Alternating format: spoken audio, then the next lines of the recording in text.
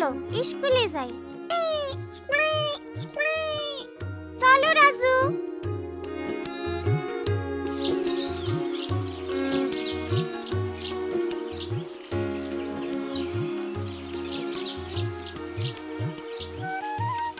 চম্পা, চম্পা।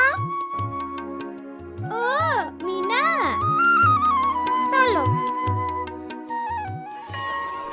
সেদিন সকালে যখন আমি, রাজু, মিঠু স্কুলে যাইতেছিলাম, তখন স্কুলের সিঁড়িতে একজন নতুন ছেলে বসা ছিল।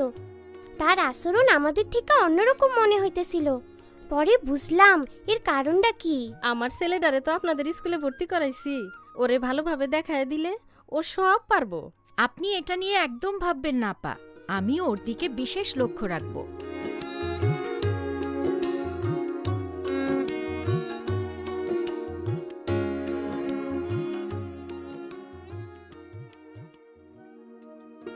কাল থেকে আমাদের সাথে নতুন একজন ছাত্র ক্লাস করবে।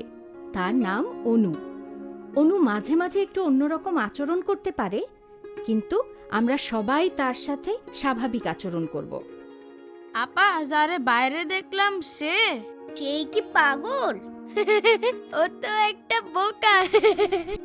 হ্যাঁ, তোমরা তাকে বাইরে দেখেছ, কিন্তু সে পাগল না। অনুর একটা সমস্যা আছে যাকে বলে অটিজম। এটি মারাত্মক কোনো সমস্যা না। আর দীপু, সে বোকা নয়, অনু যথেষ্ট বুদ্ধিমান। আপা, অটিজম কি? এ বিষয়ে আমি যা জানি তা বলছি।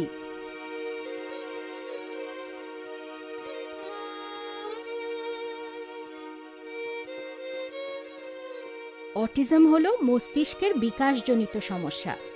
অটিস্টিক শিশুরা অন্যদের সাথে মিশতে পারে না, কিন্তু যাদের অটিজমের মাত্রা বেশি তারা একেবারেই পারে না এবং তাদের পরিপূর্ণ যত্নের প্রয়োজন।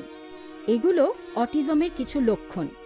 ছোট বাচ্চাদের এই সমস্যা হলে তারা অন্যদের আচরণে কোনোই উত্তর দেয় না, এমনকি তারা শব্দও করে না, হাসেও না।